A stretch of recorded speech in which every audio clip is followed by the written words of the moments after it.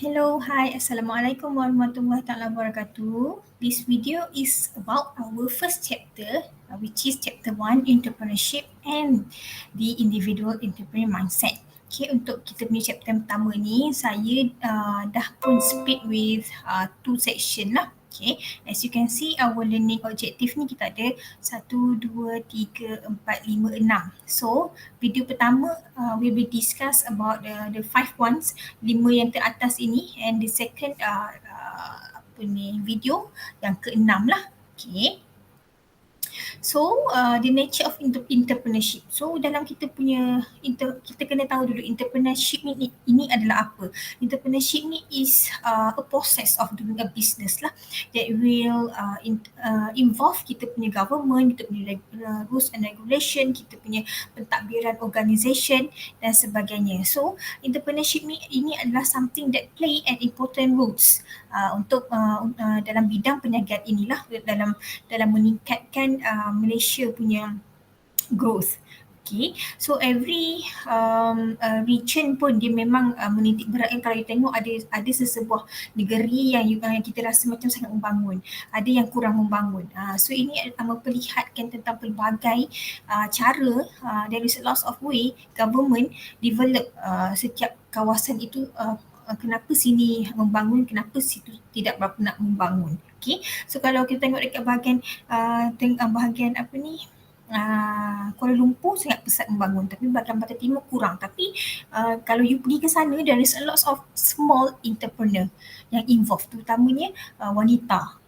Okay, so dalam kita buat bisnes ini, there is a lot of opportunity. So a good entrepreneur will search for opportunities. Apakah opportunities ini? Adalah situation di mana kita nak produce a new product, produce a new service, ataupun kita nak gunakan raw materials untuk produce kita punya produk ini in a different way. We do an innovation. Okay, so sold at greater than their cost of production. This is very important for you yang involved dalam manufacturing. So dia nak produce something better, something yang berkualiti with a less cost. When they can hasilkan produk menggunakan kos yang sedikit, kejayaan ataupun itulah cara mereka create profit sebenarnya, rather than business yang trading, kan. So entrepreneur action pula dia kena, as entrepreneur kita kena buat apa? Of course lah, kena create of new product ataupun service. Ini kalau kita panggil sebagai entrepreneur lah. Kalau kita as a businessman, businesswoman, kita boleh dijual produk yang sedia ada. Okay, involve entry into new markets. So we have our own product, so kita nak masuk ke dalam market ini with a different situation. Sama ada market kita adalah market yang baru, yang tak pernah lagi jumpa produk ini, ataupun market kita itu adalah existing market yang pernah mengguna pakai, tetapi produk yang ditawarkan adalah produk yang telah pun ditambah baik. Okay, may occur through a newly created organization or within an established organization. So action dalam kita nak menghasilkan sesuatu produk ini, dia bermula daripada kita punya organisasi lah. Okay. So the next one adalah apa lagi nature dalam entrepreneurship ni? Entrepreneur act on what they believe is an opportunity. So dia percaya apa yang dilihat itu, kalau dia nampak sebagai opportunity, even though ada uncertainty-nya, so dia kena buat penilaian, sebab high uncertainty sometimes is valuable untuk kita ambil. Sometimes kalau kita ambil terlalu tinggi uncertainty-nya, itu akan mendatangkan benda yang bad kepada kita punya organisation. Okay. So dalam kita punya organisasi ataupun dalam kita have intention untuk develop a new venture ini, kita kena jadi seorang yang ada pure knowledge. Okay, so bila kita ada pure knowledge, kita punya high uncertainty yang berlaku di luar sana, kita boleh reduce, kita boleh decrease, because we have knowledge, because we have previous experience, ataupun within motivation. So bila kita ada motivation ini, kita akan rasa macam, why not we try hard to get this product success. Dia ada sesuatu yang boleh drive himself atau herself untuk mencuba benda yang baru.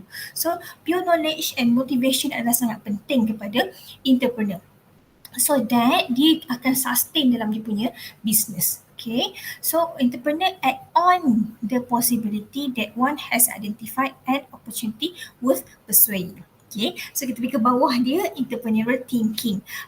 Aku ni macam mana pemikiran seseorang yang telah involved dalam business ini.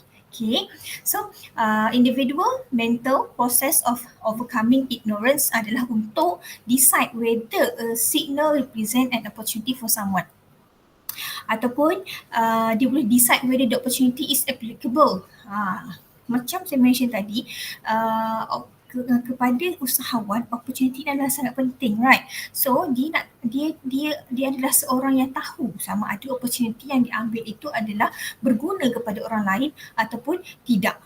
So bila dia dah ada action taken, so bila result ni dah keluar, so apa step seterusnya? Adakah produk ini berjaya ataupun tidak?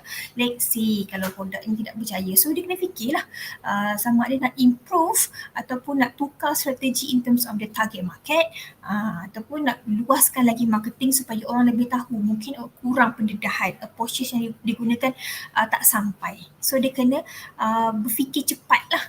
So action taken itu adalah towards the feedback yang diberikan.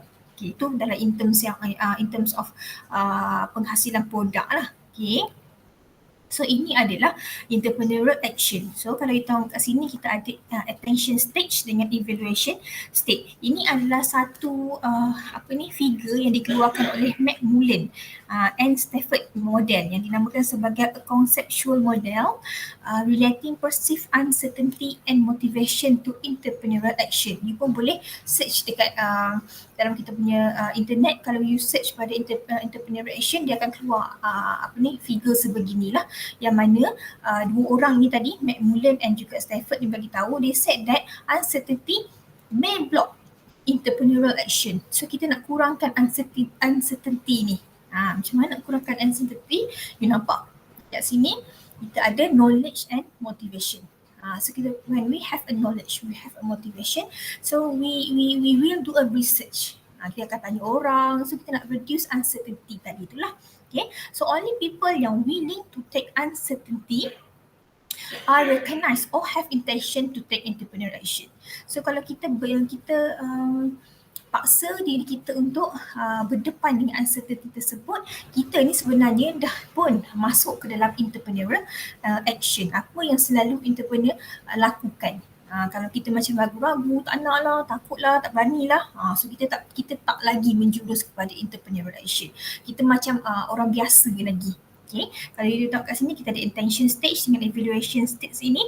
Untuk attention stage ini adalah people with existing knowledge plus with the motivation. So they might explore new venture when the opportunity is already existent. Third person opportunity ni ada bermaksud opportunity yang dah pun exist. Dah ada pun orang jual tudung, dah ada pun orang jual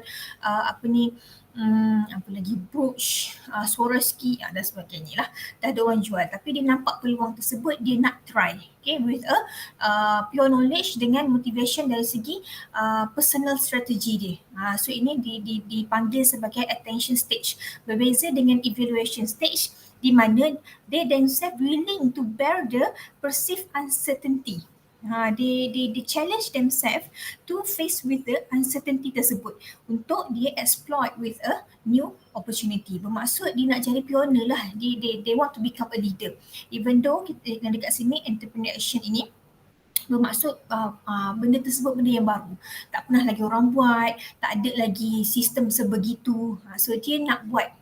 So with a knowledge dari segi feasibility assessment dan juga desirability assessment, motivation yang sangat kuat, knowledge yang sangat banyak lah, dah banyak buat research dan sebagainya. So dia nak challenge themselves untuk grab that opportunity yang orang lain tak pernah buat lagi lah, iaitu dalam evaluation stage. Okay, so ini adalah entrepreneurial action. So ini diagram daripada McMullen and Stafford. Okay. So tadi kita dah tengok sedikit situasi dan juga cara entrepreneur berfikir, cara entrepreneur take action. So kita nak go deeper sikit tentang how entrepreneur think. Okay, so as entrepreneur, what should we do? So dia ada beberapa lah caranya. Kita ada think structurally, kita ada engage in bricolage, kita ada effectuate dan juga cognitively depth. Okay, kita akan go through one by one. Okay, the first one that we call as a think structurally. Okay, so selalunya entrepreneur ni dia akan berfikir melalui masalah. Kalau orang yang berfikir melalui salah pula. Sekejap ya. Saya tulis nota ni. Senang ni nak cakap ni. Okay, think structurally ini bermaksud it's very good thinking for the entrepreneur yang mana they have a creative thinking. They have an information or they have a knowledge about the existing market of a technology, for example. Okay. So, a good entrepreneur ini bila dia ada information, dia ada knowledge about the existing market. For example, dia nak introduce a new technology. Which is teknologi yang compatible lah. With compatible ini bermaksud yang sesuai dengan masyarakat kita. Ada teknologi yang tak sampai lagi kat Malaysia tapi kat negara luar telah pun diguna pakai. So, they make sure that the technology is compatible, bersesuaian dengan masyarakat. So, they adapt to the product ataupun service. So, the main objectivenya adalah to satisfy market demand. Okay, so untuk think structurally ini, dia banyak menggunakan creative thinking lah. So they have a knowledge macam saya cakap tadi about the technology to be implement to a new market and making a connection between a new market with the target market. So dia kena ada keseimbangan. Tak boleh lah kita je yang buat research tentang a new market ini tapi tentang target market kita kurang. Tak boleh sebab ini kebiasaannya a new product bila kita nak meet with a target market kenalah bersesuaian. Okay, so macam kita tengok ada juga produk-produk yang tak berjaya dipasarkan. For example, dalam bidang automotive, Proton ada juga mengeluarkan MPV pada zaman-zaman dulu sebelum adanya Izora, Etika. Kalau you still remember, dia ada Juara yang kotak tu kan. Tetapi bila mereka keluarkan, pengeluarannya tidak mendapat sambutan. Kenapa? Mungkin sebab dia punya design, dia punya function tak berapa nak ni ke. So bila kita ada new product, make sure dia ada demandnya. Orang memang nak cari kepada MPV tapi mungkin pada waktu itu MPV tidak mendapat sambutan lagi. Berbanding sekarang orang cari MPV kan senang nak travel dan sebagainya, dari segi design ke, dari segi dia punya mesin dia ke tak menepati. So adalah produk yang tidak mendapat sambutan di dalam market. Okay. So itu dari segi think structurally. So kita ada yang number 2, what we call as kejap ya. Previous sebentar. Dalam kita think structurally ni kita ada superficial similarities and structural similarities. So untuk bantu kita think structurally, kita ada 2 elemen ini yang kat bawah ni lah ya. Kat bawah ni. Okay, superficial similarities ini bermaksud a simple element of technology resemble with a simple market. Kita ada dekat market kita sekarang ni banyak benda-benda berteknologi yang simple. Pen, hair dryer, printer, semua menggunakan teknologi tapi a simple way to a simple market. Pen kan semua orang guna, so market dia ada simple je lah, orang yang bekerja, orang yang study dan sebagainya. Printer pun sama. So dia tak adalah target kepada orang, target kepada golongan-golongan berada saja, golongan politician saja, tak ada. Dia simple product with a simple target market dia. Okay.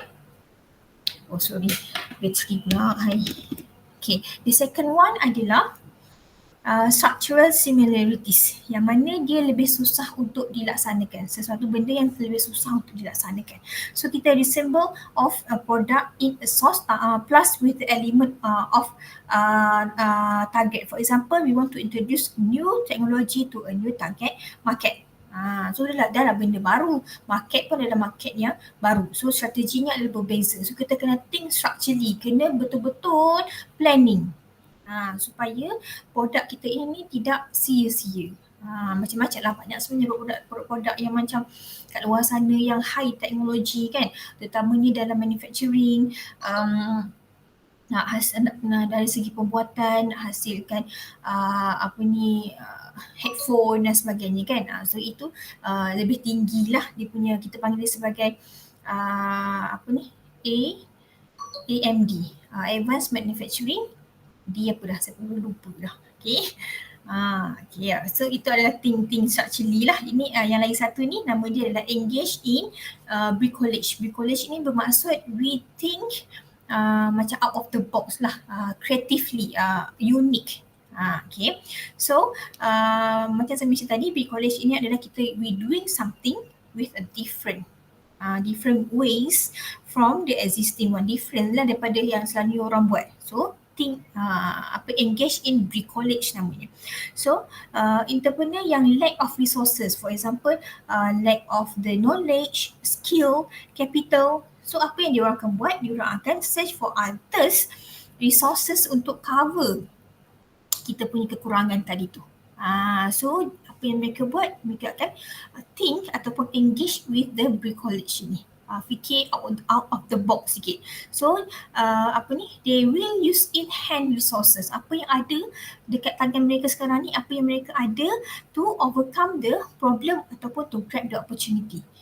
Dia nak kurangkan kos lah ni.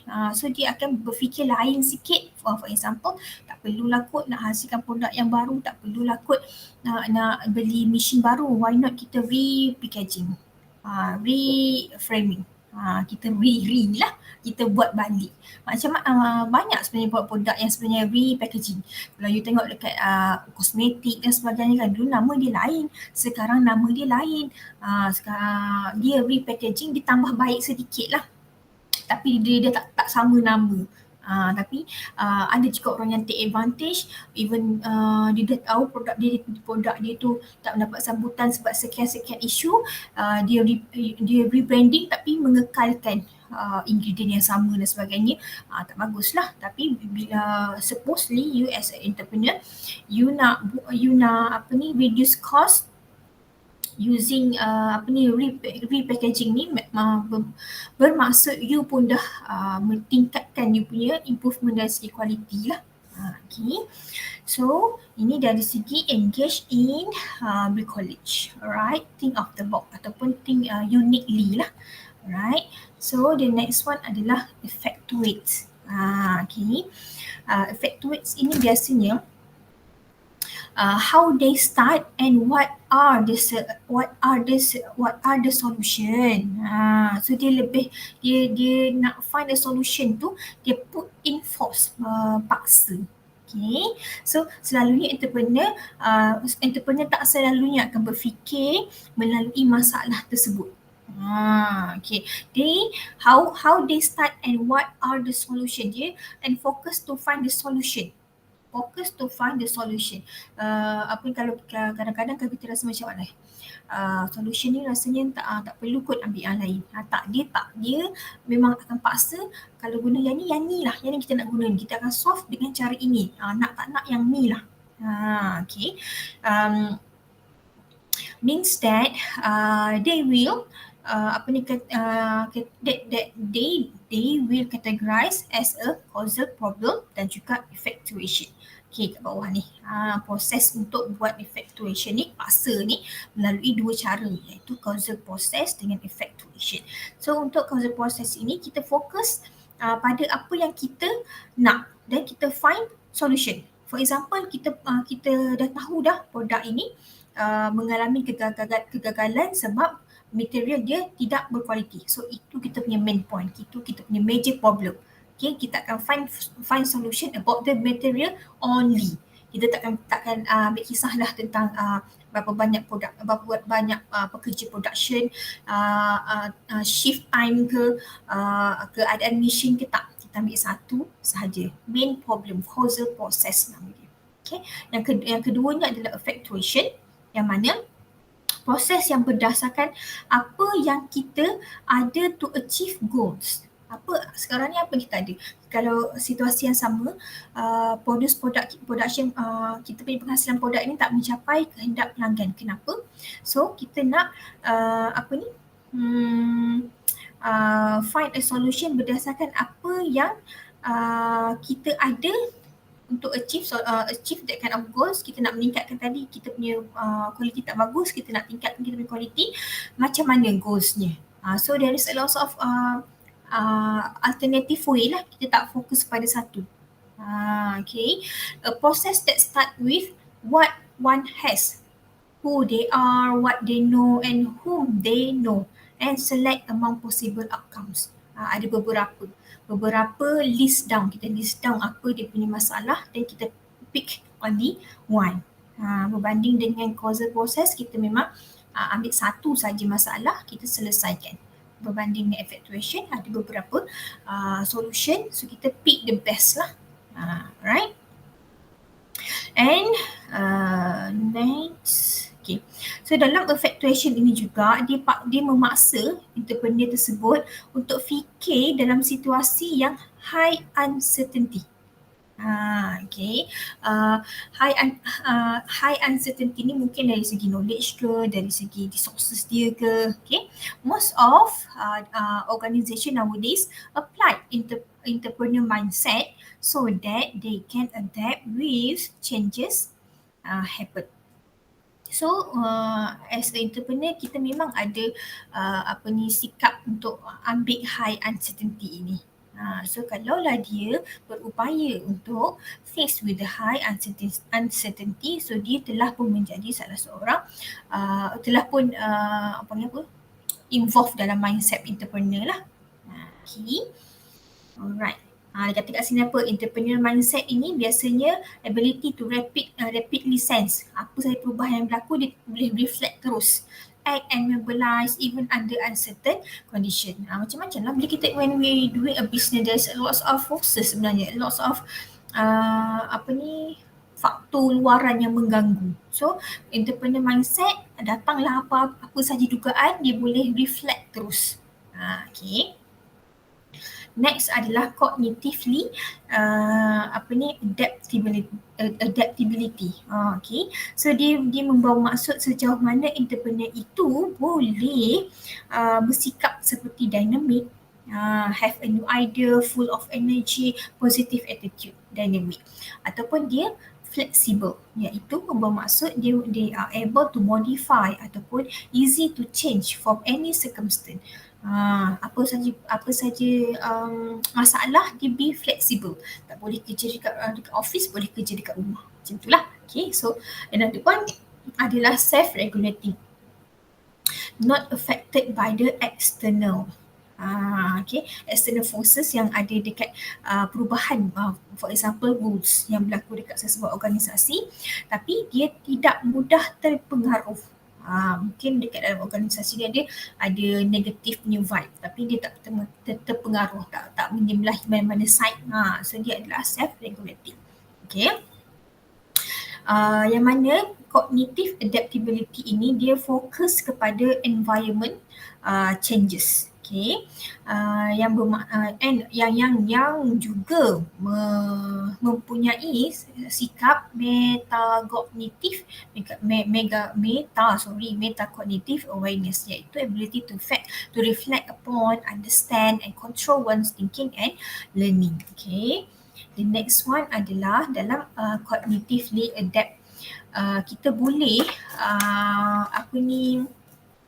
menjawab, we can achieve cognitive adaptability by asking a series questions that related to ada 4. Kita ada comprehensive question, soalan pemahaman, kita ada connection task, kita ada reflection task dan juga strategic task. Okay, the first one adalah berbentuk comprehensive ini yang bermaksud kefahaman.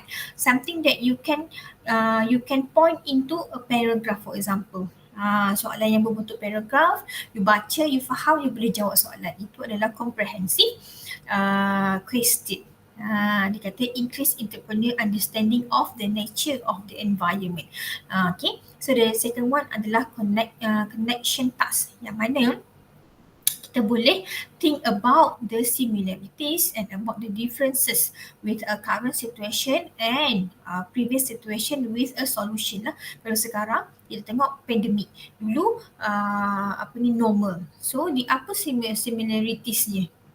Similarities ni mungkin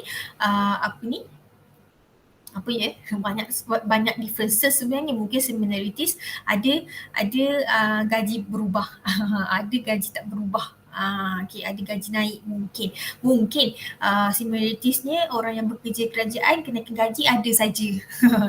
Differences-nya ramai orang kehilangan pekerjaan. Ada connection-nya. So another one adalah strategic task, yang mana bila kita menghadapi sesuatu masalah, how we gonna to solve our problem, we use a strategy. Macam kita nak search for location lah. Kalau kita buat invention, kita nak letakkan kita punya business di mana.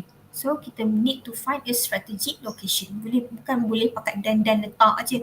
Mentang-mentanglah murah kawasan tersebut, nak sewa kat situ without thinking of the target market, without thinking of the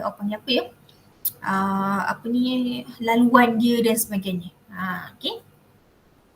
Itu adalah strategi. The last one adalah reflection task, yang mana stimulate entrepreneurs to think about their understanding and feeling as their progress through the entrepreneur process. Yang bermaksud bila kita dapat sesuatu masalah, so kita macam muhasabah diri lah. Kita merenung dulu. Kadang-kadang ilham datang tiba-tiba. Tengah mandi kan, tengah drive kan, tiba-tiba datang ilham. Dia secara reflect datang. So kadang yang tu yang sebenarnya solution yang terbaik tu. So ada orang dia sentiasa ada pen, kertas ataupun notes dekat phone. Sebab kadang-kadang idea datang, dia jot down supaya dia tak lupa. And last but not least adalah entrepreneur who are able to increase cognitive adaptability ini, dia sebenarnya telah pun improve ability dari segi adapt to new situation. Sebab apa? Sebab tadi kita tengok kepada salah satu task tadi,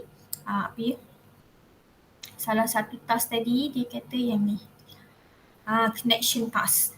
Melihat sekarang dan juga melihat pada masa lepas. So dia adalah seorang yang adapt to a new situation. Whatever situation that comes, dia boleh adapt. Dia tak avoid. Kalau kita avoid ni, sebenarnya kita dah pun cut, kita dah sediakan kita punya limitation, dah cut kita punya kebolehan.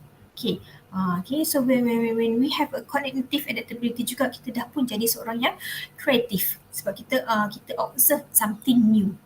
And another one adalah you are able to communicate one's reasoning behind a particular response. So ini adalah tiga benda yang sebenarnya kita dah improve once kalau kita pilih cognitive adaptability as a skill of thinking. Right, itu saja untuk video yang pertama. Kita sambung pada video yang kedua. Terima kasih banyak-banyak. Assalamualaikum.